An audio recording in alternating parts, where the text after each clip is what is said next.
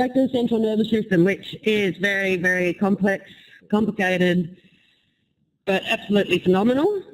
Okay, it is so remarkable that this bit of squishy stuff about this big can do all the things it does. Okay, it's absolutely, absolutely amazing. I did have this plan. I had this great plan this morning to set up a stimulus thing in here, but yeah, it didn't happen because there was a huntsman in my bathroom this morning and it just completely put me off. But I was going to have you come in and make you, had to put a big picture on the screen, dim the lights, just so to create a sense, so you all like started to think something and it made you feel something. I don't know what it was going to make you feel, but it made you feel something. Okay, whether that was anticipation or expectation that you're about to watch a movie or something or whatever, and then turn all the lights back on. Then I was actually going to blow something up down here to scare you all. It was only going to be a little explosion. Just to get you all noticing that all of these things are happening and you're completely not aware of it, okay? If I was to make a really loud bang, it would startle you, and that's going to happen instantaneously at the time I make the loud bang. You don't have to think about it, okay? So that's your subconscious mind working, all right? And then I was going to make you do a whole bunch of things using your conscious mind, like everyone put their arm up. Everyone put your arm up. Everyone at home, put your arm up, wave around. See, now you're all silly. No. Everyone lift up your right leg. Lift up your right leg, wave it around, and your hand. Okay, how are you all feeling now? Extra silly. Okay, you can stop doing that. Okay, so that was all voluntary movement and done by your conscious mind. All right, and you were able to follow my instructions instantly. There was no time lapse. Okay, so these are just, I'm just trying to point out how remarkable the brain is just at a very basic surface level here. Right, and ever since you've been sitting in here, well, I'm assuming it's the whole time, not just since you've been sitting in here, but you've also been breathing. And it's amazing, right? You've all been breathing, your heart's been beating, your heart rate's relatively constant except when I make you do silly things. But then, so that's all being monitored, okay? And that's all happening by your brain, all at the same time. Your brain is doing all these things.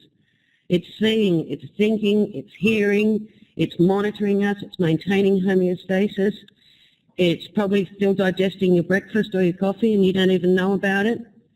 Okay, it is doing everything all at once instantaneously. Okay, so obviously it's a fairly remarkable unit.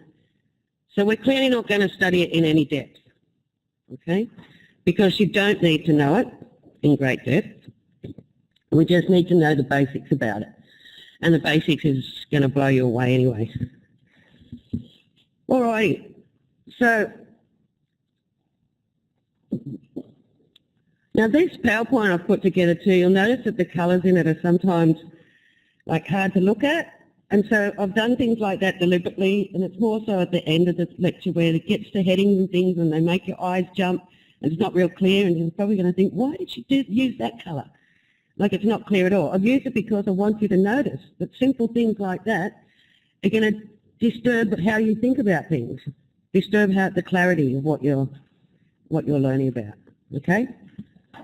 So basically the CNS consists of your brain and your spinal cord, okay? Those two things, fairly remarkable.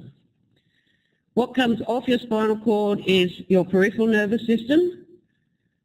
Okay, now I know that Chris taught you the basics about the nervous system, the difference between CNS and PNS, and all about neurons and nerves and axons and chemical messaging and synapses and action potentials. So what you've learned about and all of that, so we know that there's a stimulus. We know that there's an action potential is created that goes down an axon, whether it's myelinated or not. okay, causes vesicles to release a neurotransmitter. Okay, that's how it works. Now, this is where it just becomes so diabolical, is because all of that process is happening so many thousands and millions of times constantly in our body in precise fashion to cause precise movements, thoughts, emotions. Okay, so basically the brain has evolved in humans more than anybody else. That's why we're the smartest, or so we think. Probably just because we can talk. I bet if some of the other animals could talk, they'd have a say about that. My dog thinks she's the smartest thing in the world. Yeah. So in the book it goes into a whole bit about how the brain is evolved. And talks about mesocephalon and rhombocephalon, dicephalon, and all these cephalons. I don't want you to need to remember all of them. If you want to go on and become a pediatrician or a neurosurgeon, then you might want to know those things. But first year A&P, you don't need to know those things. What I do want you to get your head around, because it helps understand how it's formed, the brain, and how it works, is that it's evolved, and I don't think I kept the picture in. It actually evolved. Do you all remember, hopefully you all remember when we did, we talked about development in 171, and we talked about those 3 layers that would start off as an embryo. And the first thing that happens to those 3 layers is that they start off like this and they fold, and they form a fold. You remember that? That fold is the neural tube, okay? So as a tiny microscopic little being, the first thing we do is fold and make a neural tube, and then that neural tube develops everything else, okay? This is how every single other system feeds off the brain. The brain is the core of everything, okay? So basically what happens is that long tube, which eventually becomes a spinal cord, okay, the canal down the middle of the spinal cord, and it becomes the ventricles within the brain space, okay? But what happens is that tube folds, and because it's folded, the brain's growing in our skull, okay, and there's not that much room in there, it actually fairly quickly hits the top of the skull and runs out of room, so it starts to fold back on itself, okay? So it's growing forward, up and forward, and then it starts to fold back on itself. A bit like a mushroom, folds back over. And the bit underneath, these big folds, which become our cerebral hemispheres, okay, the bit underneath becomes our brainstem, and then that goes down to connect onto our spinal cord, okay, so it's all one thing. And then arms and bones and hearts and livers and kidneys and everything else all grow out of that neural structure because it runs everything. So the only one you will need to know about is the diencephalon, because it hangs around, okay? The diencephalon is part of the brain that we'll talk about. So I don't want you to worry about the whole major development thing. Just have an understanding of how the brain folds back. And so in this picture here,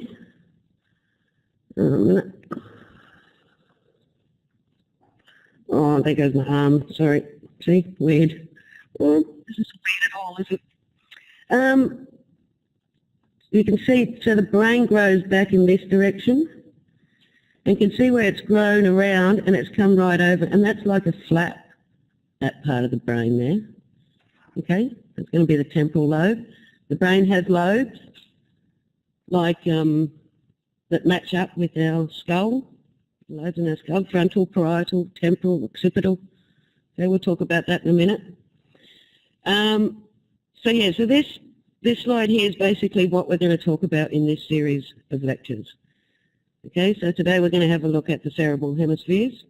Okay, diencephalon we'll do on Thursday, and probably most of the brainstem, which is the midbrain, the pons, and the medulla, make up the brainstem.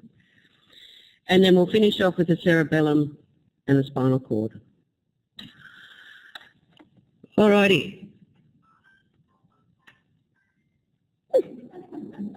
That was sweet. See how quickly our brains all reacted to a sound? We laughed. Why did we laugh? Why did we think I thought it was sweet? I thought it was cute. Because we've got a memory. Okay? Lots of actions that happen with our brain happen because of memories, of learned behaviours, of practice. Learning AMPs, lots of practice. Do you want to bring it down the front and put it over the mic so the externals can hear it as well? Okay, so basically the CNS is structured by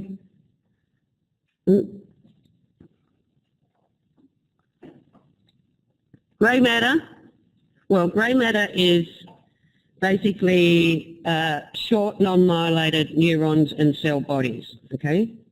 So they're usually interneurons in some way or fashion, whereas white matter's the more myelinated axons, okay, that form tracks. And basically, the basic pattern in the central nervous system is you've got grey matter around our central cavity, which is where the middle of the spinal cord, which CSF is, cerebrospinal fluid. And then you've got white matter on the outside. Okay, so you've got grey matter in the middle, white matter around that. But it changes in different places through the CNS. I mean, that's the basic sort of general idea, but it's only a really basic general idea because it changes a lot. So that slide didn't work very well. That's the spinal cord, and that's where it is, that pattern, okay? Grey matter in the middle there, white matter around the outside. And as we go up the spinal cord, so we can see in that picture on the right, we're going to have a look at three slices. So here we are, the first one's spinal cord, next one's going to go through the brain stem, next one's going to go through the cerebral hemispheres. Okay, so here we are going through the brain stem. And in this one we can see that not only have we got the grey matter around the central canal, but we've got other little deposits of grey matter within the white matter. You're going to know the names of all those things by the end of this, I hope. And then finally when we get to the cerebral hemispheres, we have the grey matter around the ventricles. We have lots of white matter, and we have a grey matter cortex around the outside. Okay? So the cerebral hemispheres have a cortex of grey matter as well. Okay, I've mentioned the ventricles of the brain. Okay, there's 4 ventricles. What the ventricles are is when we had that neural tube, okay, where the CSF is. So the brain is this squishy thing. It's actually not that squishy when you squish a real one, but well, I've only squished a dead one, funnily enough. So it's a bit more rigid than you think. But when it's still in our heads and working, it's quite squishy, okay, and it's surrounded by a fluid, and it has fluids inside it, okay, and so how this brain has grown, okay, it's left cavities, okay, and in those cavities, we call those cavities ventricles, and they run right throughout the brain system.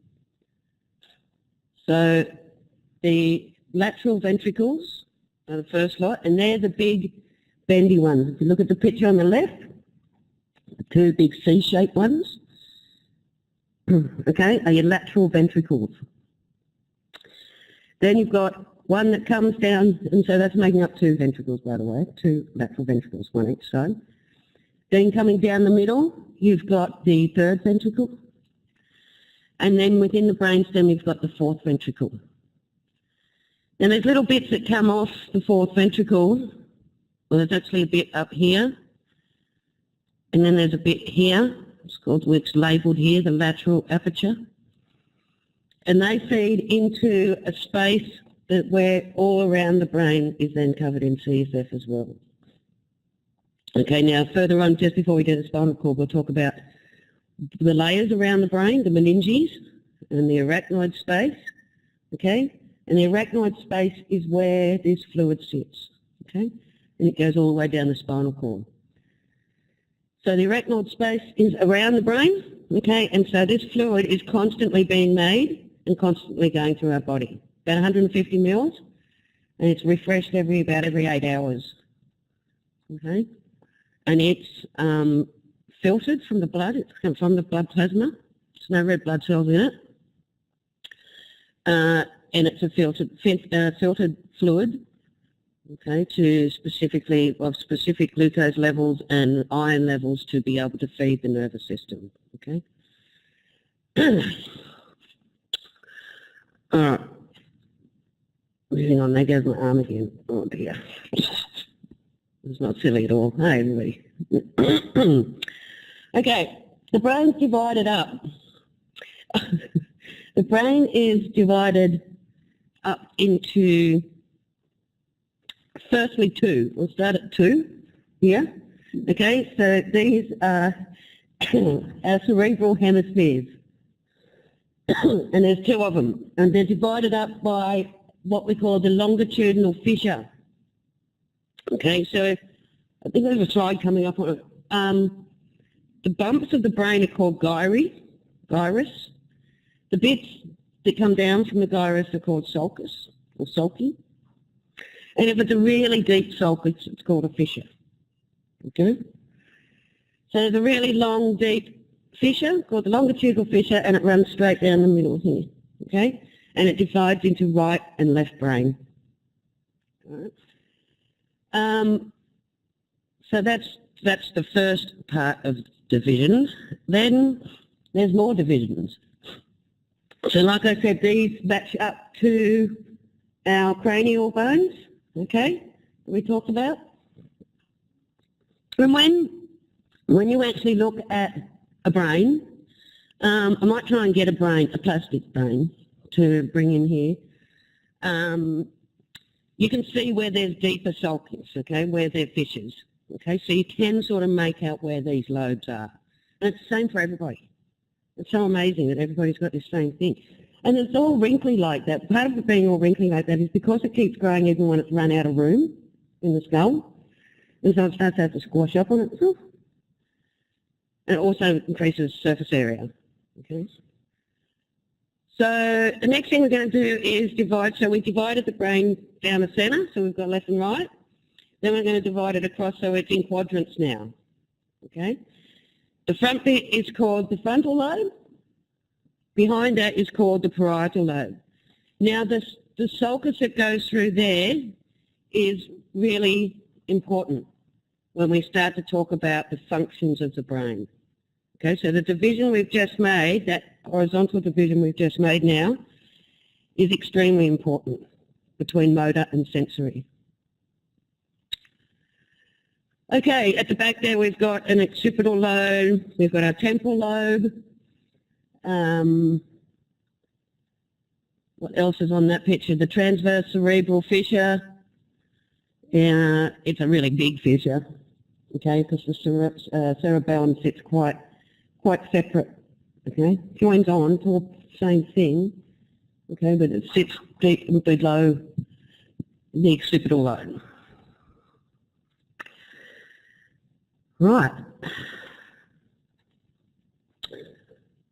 Just said all that. Okay, the important bit that I was saying about the sulcus I just mentioned, the central sulcus, the horizontal one.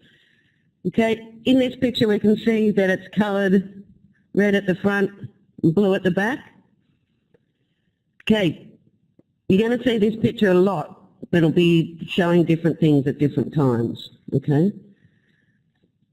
But what is important to note is that on either side of that sulcus, you have a pre-central gyrus and a post-central gyrus.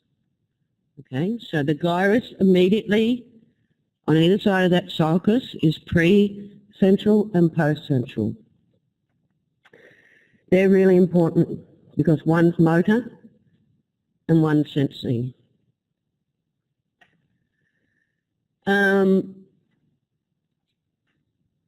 I don't expect you to remember every sulcus, fissure, you know, you're not going to need to know that. What I do want you to try and take away from these CNS lectures is, one, how phenomenal it is, but two, the functions, knowing which bit of the brain is doing what. And if that bit of the brain got injured for some reason, what would be the outcome to the person? Right? Because that's more sort of realistic of what you might need to know in a car accident or a mental health condition, okay, as a nurse, as a doctor. All right, so I don't want you to think that you have to remember every word. You probably will know most of the words on this slide by the end of it anyway, but there's going to be lots of like diagrams with lots of, and that's not the point of it, okay? It's good for landmarks and it's good so you know where you are, but we're going to talk about the function of where and why things happen and how is what we really want to talk about. Yeah. 5. This one is on the screen now. It's called insula. Insula. Okay, so there's 5 lobes: frontal, temporal, parietal, occipital, and insula. Insula, so you can see this big dark blue, that's the temporal lobe, and see I can actually pull it back. It's where the flap has grown around, like we were talking about in the development, and the brain's grown back and around. So that temporal lobe is actually like a flap, lift it up. And under that is the insula. All right? So that's the 5th lobe.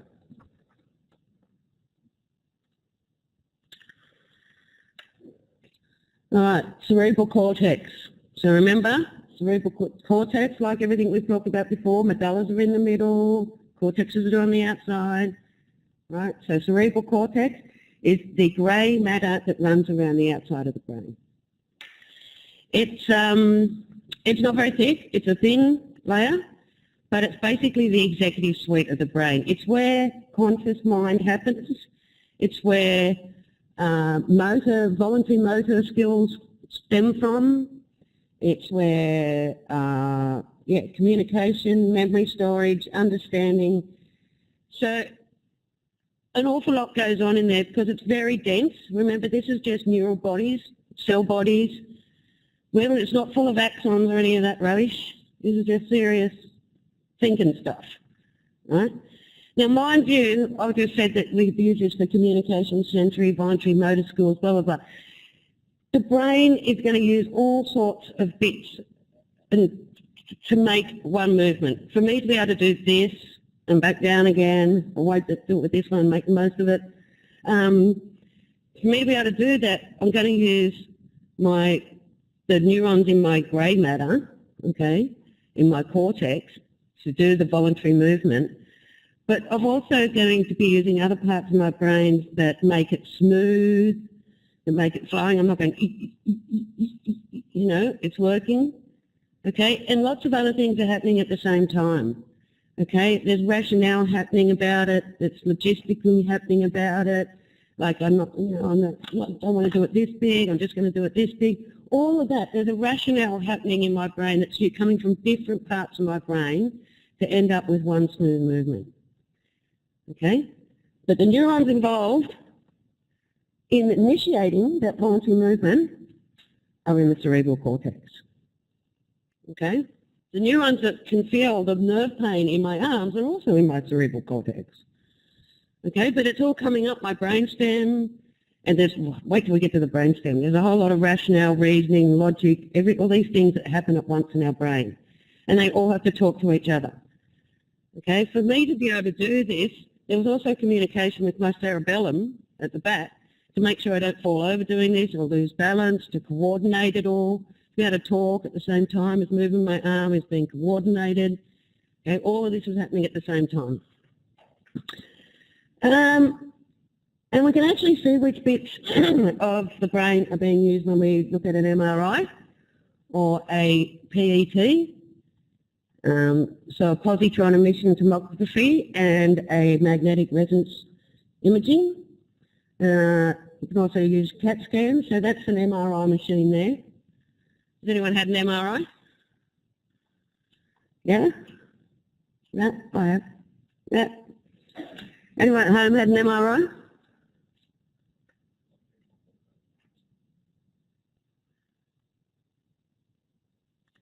Yes. Your daughter's had an MRI. Ooh, I hope she's all right. Yep. No. No. Yes. Okay, we got it. All right. So lots of people have had an MRI. Okay, they don't hurt, but it is actually, we have learned so much more about the brain since we've been able to use this technology. And so we can actually see, this is straight out of your textbook, you can see that different bits are obviously engaging depending on the task at hand. So when we're speaking, that bit of the brain's highlighting.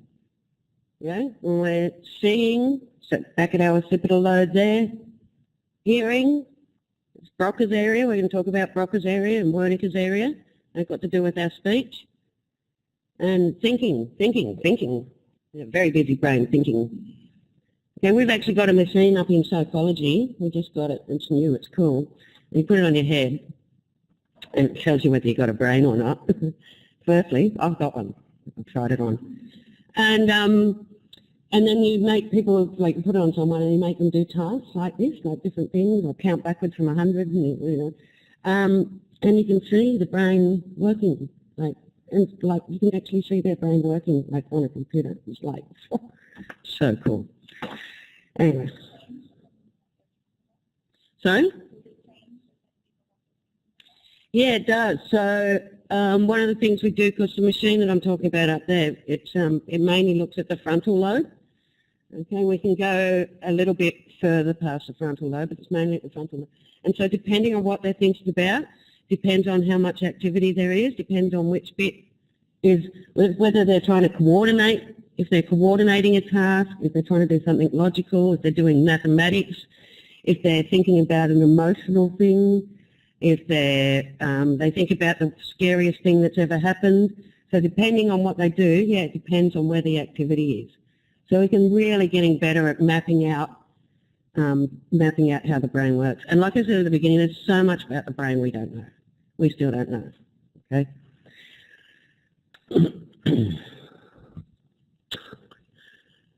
4 general considerations of cerebral cortex. It contains 3 types of functional areas: motor areas, sensory areas, and association areas. Okay? Oh man, I really just want to chop my arm off sometimes. Like this. Just take it off and put it over there for a while. So association areas generally assist other areas, but like I said, these areas, one way or another, all work together. Okay. Each hemisphere is concerned with the opposite side of the body. So to wave my left arm, I'm using the right hemisphere of my head. Okay? And I actually swap over. So everything happens up here, comes down through the brain, comes down through the brain stem, all still on its same side. And then just before it hits the spinal cord, it jumps over to the other side and then goes down the spinal cord on the right side.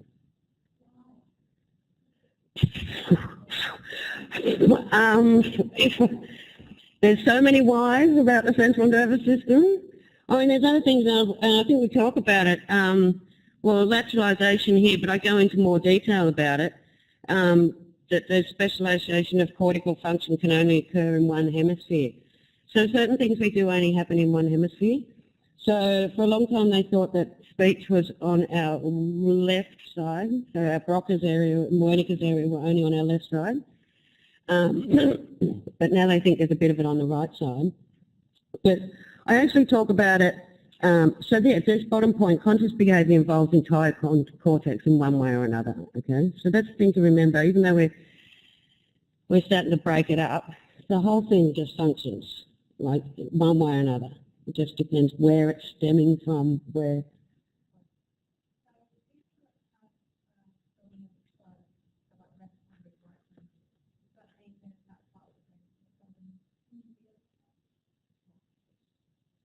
It's exactly that. We're going to talk about that in a minute. No, that's all right. Yeah. So for those at home, there was just a question about dominant hemispheres in the brain and left and right-handed, and we're going to go into that in a minute. Okay, motor areas. Oh. This is very strange. I've never stood in front of a computer before and had anything bung. Anyway, motor areas are located in the frontal lobe, and they're in the pre-central gyrus. So remember, we've got hemispheres going this way, and then we had our central gyrus going this way. Okay, we had pre-central and post-central, yeah? And we had our brain divided in 4. So our pre-central, okay, is motor. All right. It's motor cortex first, and then if you go a bit further to the next gyrus, you've got the pre-motor cortex. This is good, I can just keep my arm on my head and it looks like I'm just talking about my motor cortex. You've got your Broca's area, which is anterior to that as well, and that's involved in speech. And you've also got your frontal eye field, which is actually sort of just sits in, so Broca's area is like here, and then you've got your prefrontal, the frontal eye field, sorry, that sits just in under that, near the insula, where the insula was when we flat back our temporal lobe. Premotor cortex helps to plan movement, staging area for skilled motor activities, controls learned, repetitious or patterned motor skills, coordinates simultaneous or sequential actions, controls voluntary actions that depend on sensory feedback. Okay, so there's lots of pathways where we get a stimulus, okay, and then we have to react on it. Okay, so but it doesn't just come straight into our sensory cortex, jump straight over to voluntary motor cortex, straight back down. Okay, there's a whole bunch of reasoning that's got to go on first. I mean, I've got to decide, am I going to, what's the whole process going on? Am I just going to cry, scream, laugh it off, try and block it out? There's a whole rationale constantly going on for everything, whether we know we're thinking about it or not. Okay? Broca's area is present in one hemisphere, usually the left. Is that how I said it? Yeah, left. But I'm starting to think it might be more. Motor speech area that directs muscles of speech production. So people who have a injury to this area can understand words, but they can't speak them properly. Okay, they can't actually can't actually talk properly. And the frontal eye field controls voluntary eye movements. Okay, so when we decide to look around, most of what happens in our eyes is automatic. Okay? There's that picture again. Okay, this picture is going to just keep coming up. Like I said before, don't look at all the words on that and think, oh my God. But as we go through this, a lot of the words on that picture, you'll start to just go, oh yeah, I know where that is. I know what that does. Okay? It won't end up so scary. But what is in there is it's showing you where the Broca's area is. Which is so we've got the motor cortex. So if you look at all the red bits, we've got the motor cortex, the premotor cortex, so each gyrus is becoming another section, gyri. This big pink bit at the front here is an association area that we'll talk about in a minute. Here's Broca's area here, you can't see that. Here's Wernicke's area here, also involved in speech. This light blue bit is association areas for sensory, but one at a time, don't worry about all that. So they've got pyramidal cells, large neurons that allow conscious control of precise skilled skeletal muscle movements. These parietal pyramidal, forget it. They basically form tracts that come out, like I said, there's no actual axons in our cortex, okay? But they come down and all these tracts start to, they're more like interneurons. There's interneurons that talk this way, there's interneurons that talk this way, okay? And then they start to form as we go through the white matter, as it is all those axons coming from that sensory part, okay, or from those neuron transmitters up there. And we've got axons that come down, so all those dendrites have picked up something. All those axons join together and they form what we call tracts or fibres, and they come down and go somewhere, and we'll talk about that. They go different places, generally through the brainstem, where they've got to do other functions, through the diencephalon, where they've got to do other functions, and then some of them go all the way down the spinal cord. Okay, so the tracks just keep going.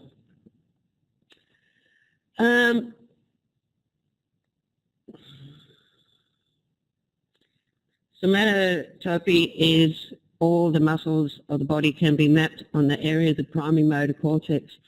So what we've worked out, so just a bit hard to understand. So when we talk about the primary motor cortex, we're talking about a strip here, yeah, right? Down either side of each hemisphere, left and right. Okay, and that's this level, and then there's the central gyrus, and then there's the post side of that, which is sensory.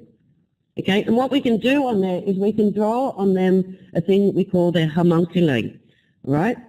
And it is a character like this of, so this is just one sensory and one motor, okay?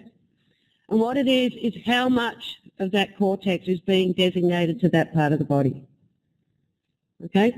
So our lips, our fingertips, generally our most sensitive parts of our body. My whole arm is the most sensitive part of my body at the moment. But generally speaking, it's just your fingertip and your lips, okay? And so that's why the lips are really big, okay, over here. And we give less time to our digestion, okay, as far as feeling. We can see our fingers, so the character becomes really big in the hand. Okay, so this represents, in a motor fashion and in a sensory fashion, how much of the cortex we dedicate to that part of the body. Yeah? And this is where, on the region, that this dedication happens.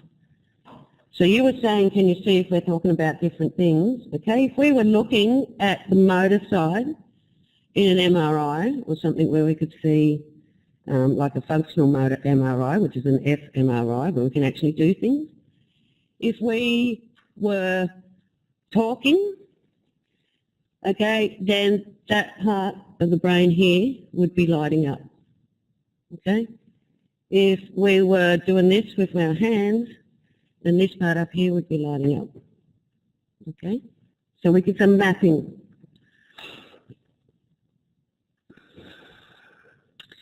There's that picture again. Now, I keep putting this picture back in. It's the same picture, but I keep putting it back in because every time we talk about something else, I want you to bring it back to the big picture every time, okay?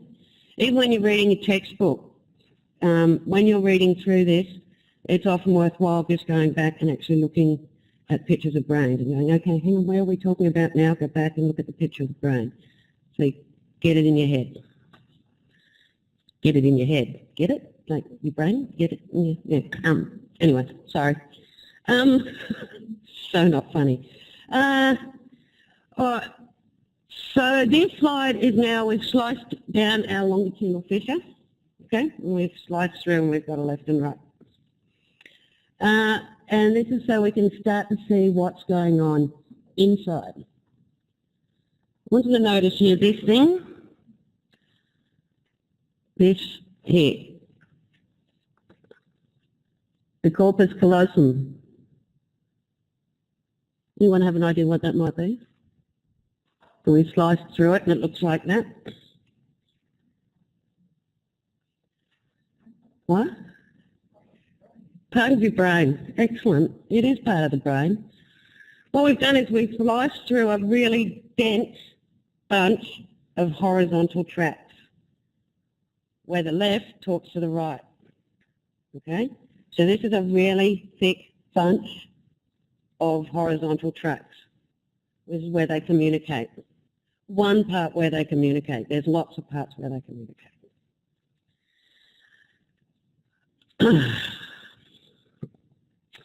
Damage to areas of the primary motor cortex. What we see in stroke, we can get paralysis. So if you've had a stroke and it's affected your motor cortex on this side, then you might get paralysis on this side. Okay.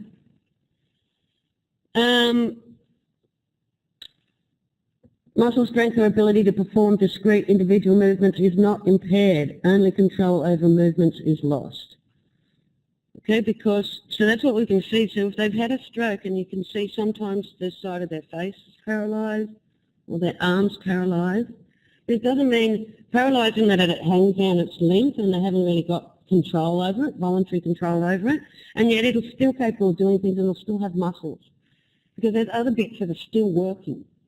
Okay? So there must be other bits of the brain still having something to do with it. Okay?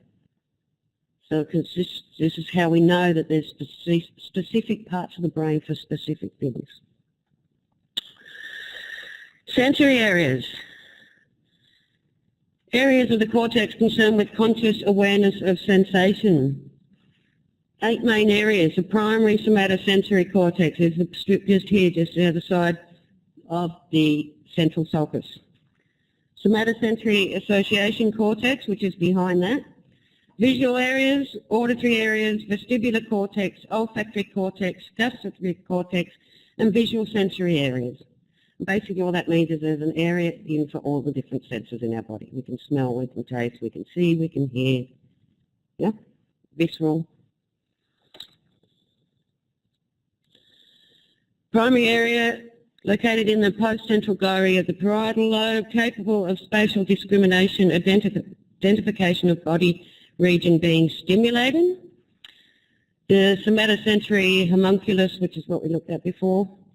The upside down characters represent contralateral sensory input from body regions. So basically all that garbage means is that the same thing we talked about before. So on the sensory side of that homunculus, all those bits match up to how much we dedicate to that particular part of the body, or how much sensory input is coming from that part of the body.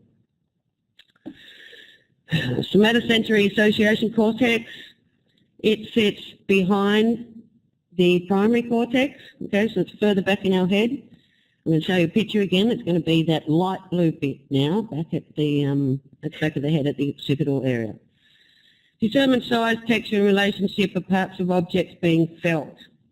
Okay, so the example they give in your book for this, I think, is putting a hand in your pocket and being able to discriminate between your car keys and your phone, or, okay, without looking at them, without knowing anything else. Okay, but so that's going to happen there in that association area, is doing that. But you also got to understand that we're feeling it to be able to do that. But then we're also going to use different parts of our brain to call on our memory, because we know what our keys feel like as opposed to knowing what our phone feels like. Then we're going to be able to logically think about that and make a rationale about that. Then we're going to do motor movements and work out how to actually pick up the keys and not the phone and leave the phone in the pocket. So one action is going to take lots of things to do it. But the actual little bit about just being able to feel it and determine it is focused in this association cortex, with a whole bunch of other things. Visual areas, primary visual striate cortex located on extreme posterior tip of occipital lobe, most buried in calcarine sulcus. Don't worry about, not going to expect you to know any other sulcuses other than the central sulcus, the longitudinal fissure, that's probably all. Visual association area surrounds primary visual cortex, uses past visual experiences to interpret visual stimuli, colour, form or movement, For example, the ability to recognise faces. Okay, this is a bit like what I was going to do. I was going to, apart from blowing things up down here this morning, I was going to make it look like we were about to go sit in a major movie. Okay, and that was basically just going to be a visual stimulus. The lights were going to be off. There was obviously going to be the big start of a movie going on. And so no one would have had to say anything. I wouldn't have to say anything, wouldn't have to do anything. You would walk in here and think you're about to watch a movie. That's just because of what you're looking at and what you expect that means. Okay, so your brain's going to have to interpret, goes and interprets all of that. Auditory areas. Okay, so this is how we hear. Primary auditory cortex is the superior margin of the temporal lobes. Okay, so the temporal lobes are these flat bits here in our brain, and these flat bits sit right near our ears. Okay, so the top of those temporal lobes, the main auditory cortex, it interprets pitch, loudness, and location. Okay, so if I hear a bang over there, I know it's from over there and not over there. Unless it echoes, and it sounds like it's over there, but generally I know it's over there. And then we've got the auditory association area, so the association area, they always help the cortex, the main area, is located posterior to the primary auditory and stores memories of sounds and permits perception of sound stimulus. Okay? So we know our phone tone, ring, tone, as opposed to others because we've remembered our tone. So when we hear that tone, we know that's our phone. We don't go and answer everybody else's phone. We know which one's ours. Vestibular cortex, posterior part of insula, so this is the bit that's underneath the temporal lobe, and adjacent to parietal cortex, responsible for conscious awareness of balance, position of head in space. Vestibular cortex, so you'll do them in a bit more detail in the special senses. We've got 3 vestibular canals inside our head, inside our ear.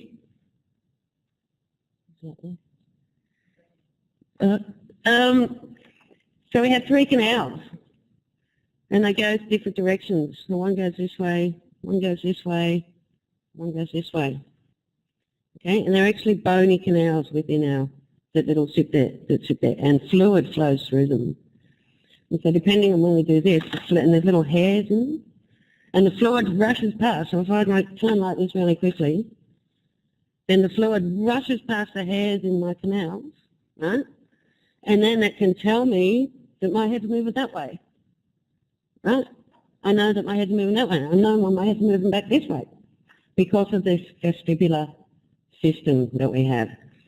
There's a really cool experiment I used to do in another university. I'm sorry when I talk about experiments and you don't get to do them, but it's really cool. And anyway, it's what we call a Barani chair. Okay, and a Barani chair is this chair that you sit in and you get your seat belted in. And it's so fun, like I've done it heaps of times. And you get in, you throw students in there, and then you turn it on and it spins really fast. Right? This chair just spins around really fast. And so what you do, the first thing, if they're just sitting there normally, right, just sitting upright in the chair, and you spin it really fast, the first thing that happens is their eyes can't keep up. So when they stop, their eyes just go completely erratically back and forth because they want to keep trying to catch up. Like a ballerina can pirouette, right, and keep her eye on one spot, his eye on one spot, right, even though he's going around in circles. Because he watches till he can't there and then he catches it again there, and he watches till he can't there and then he catches it again when he comes around. Right, and but what happens is when we spin them on a chair, they can't keep up like that. They can't keep up and their eyes go nuts. But what's even more funny is that we get them to lean forward, like put their head in their lap, and then we spin them. And spin them round, really fast. And then we stop it all of a sudden. We stop it all of a sudden. So there's fluid in these canals of responding to head being down there. So they think that their head thinks that they're down there majorly, and they're going to fall over, they're going to do a head dive. So as soon as you stop the chair, this is why they've got to be belted in, because as soon as you stop the chair, they try and just jump out of the chair. They try and go backwards as hard as they can to counteract, because they think they're about to head dive into the ground, because that's what their head's told them as soon as you stop the chair.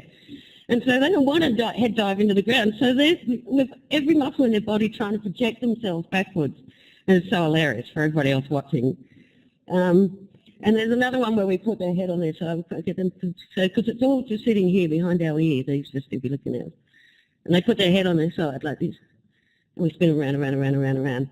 And as soon as we stop, they try and leap out of the chair the other side.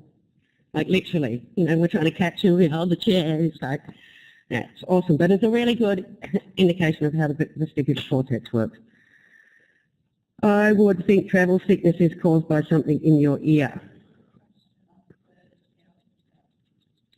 Why aren't you telling me there's a question, people? Sorry. Okay. Is that what causes travel sickness? Okay, so that's an answer to a question.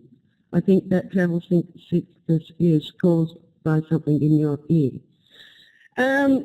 Yeah, motion sickness is to do with your, exactly that. It's to do with your perception of being able to, knowing where your place is, okay? So if you like, you know, if I just did this for long enough, I'd probably start to feel a bit of travel sickness as well, you know? So we have things in our body that are called proprioceptors. I think I mentioned them when we did respiratory lectures, okay? And proprioceptors can be stretch receptors.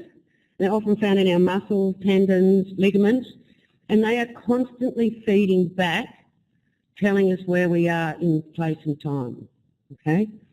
So I know if I'm walking up a hill, okay, I know to lean forward a bit. Because if I walk up the hill completely still at 90 degrees, I'll fall backwards, right? So it causes us, and we are constantly moving. I mentioned this to someone the other day, in here I think. We're constantly moving, like we never actually stand still. You cannot stand perfectly still. You are always to some degree moving. We are constantly doing this on a really minor scale. Right? You can't stand still. Because if we was to stand perfectly still, we'd fall over. Or we'd have to keep stopping ourselves from falling over. Crap, I keep falling over. Right? So we are constantly keeping balance because of proprioceptors.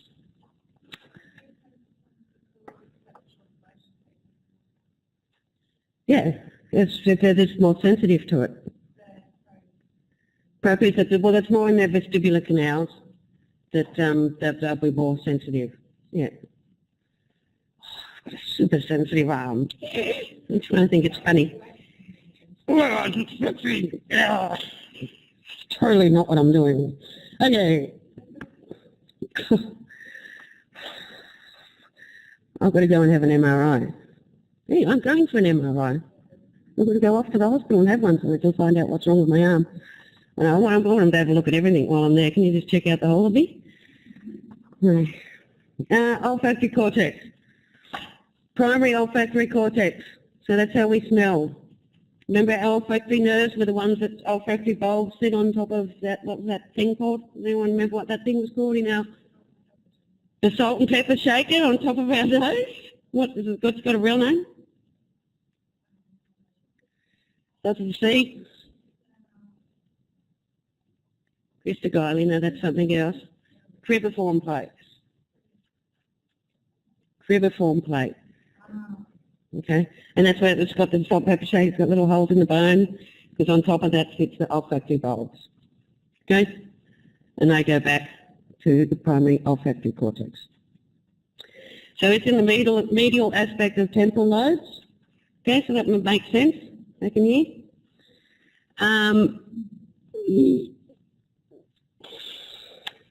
Yeah, you don't need to know about that. Gustatory cortex is in the insula, okay? That's involved in our perception of taste. Visceral sensory area is behind that, and it's for our viscera, so our guts, our bladder.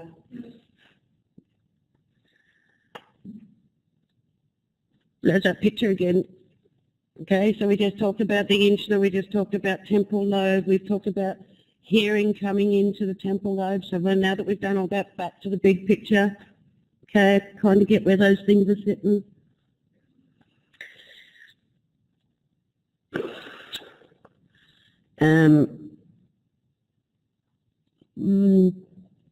I think I've just put that in there, so again, it's another big picture. Oh. Damage to the primary visual cortex results in functional blindness. I might just be having a stroke or something in my motor cortex that's causing my arm. Drama queen? Yeah, no, probably not. By contrast, individuals with a damaged visual associations area can see, but they don't know what they're looking at.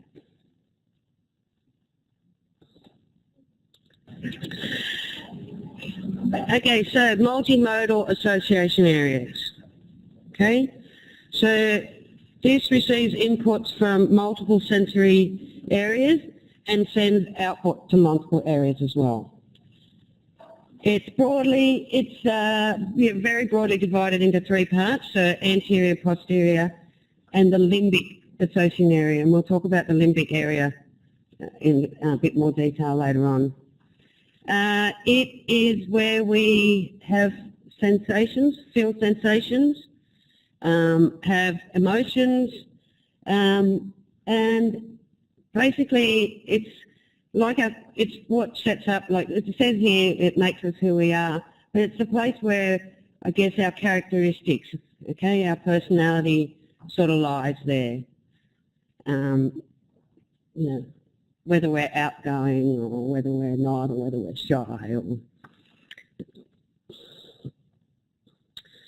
Anterior association areas are also called prefrontal cortex. Most complicated cortical region. So that means that everything we've talked about so far wasn't complicated. Is that cool? You're not confused at all, are you? Confused? Where does confused happen in the brain? Anyway, this is specifically where our personality sits, okay, in the anterior part. It's also where our intellect is, okay, so cognition, recall, the real thinking, the hardcore thinking stuff. So it contains a working memory. There's memory spots spotted throughout the brain, okay, different memory parts. And we'll talk about memory in more detail on Thursday. But this contains a working memory so that working memory means so we have judgment, so we can be logical with our intellect. Okay, these guys working together. Development depends on feedback from social environment. Okay, so generally these memories, so we can call this as a learned, not so much behaviour, but how we learn to be smart. Yeah, we learn how to act. And we have memories, because once we've learned it, it's now a memory, and then we can use that memory to be smart.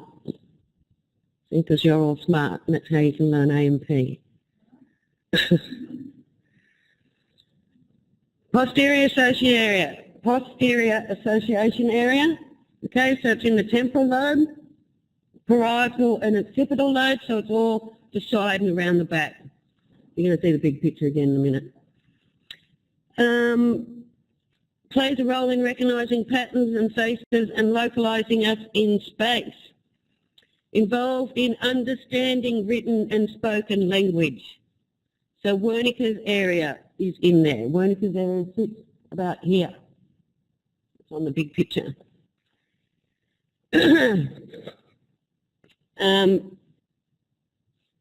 Damage to this area means you can still understand things, but they can't speak. They can't say anything sensible. They're just words. Don't make any sense. The limbic associated area, part of the limbic system, which I told you we will talk about separately, involves cingulate gyrus, parahippocampal gyrus, and hippocampus. You don't need to remember that. These words, hippocampus, cingulate gyrus, will come up with it, but I can't ever see where you're really going to need to know the parahippocampal gyrus. But it would be wrong to leave it out, but just you know.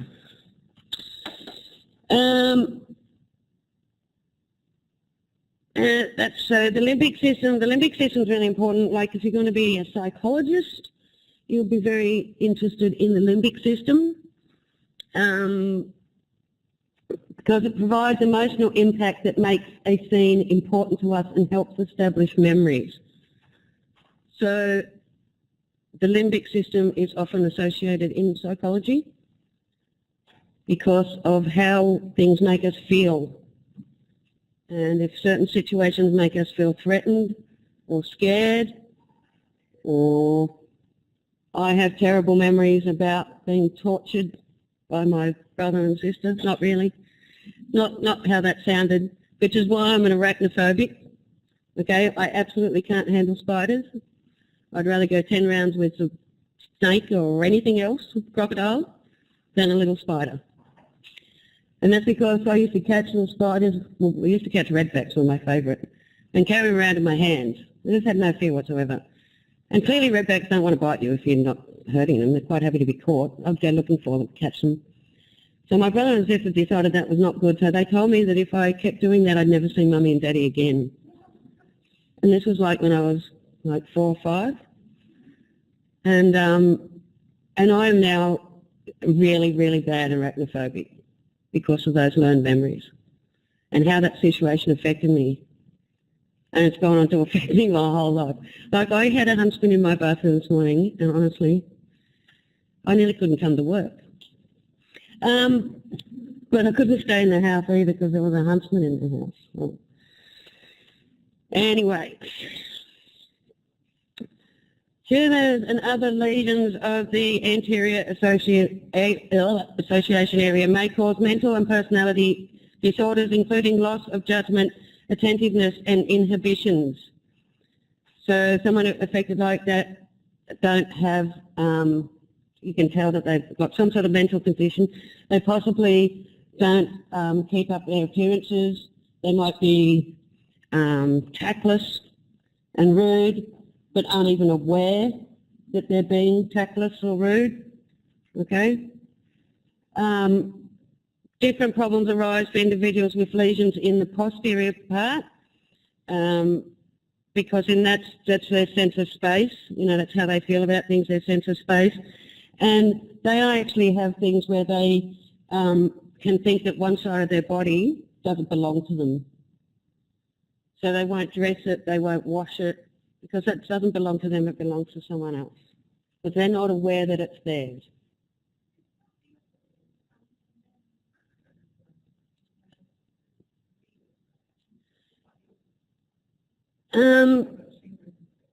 Yeah, like the phantom limb, like when you've got a leg, you lost a leg or something, you should still have pain of the leg being there. Yeah, it's a part of the brain is thinking that it's still there when it's not. Exactly. And this is similar to, yeah, having your body parts and believing that they're not yours, they're not there. Like, because you just don't recognise them. You can't, they're not there, they're not yours. They just keep hanging around. But they're not yours.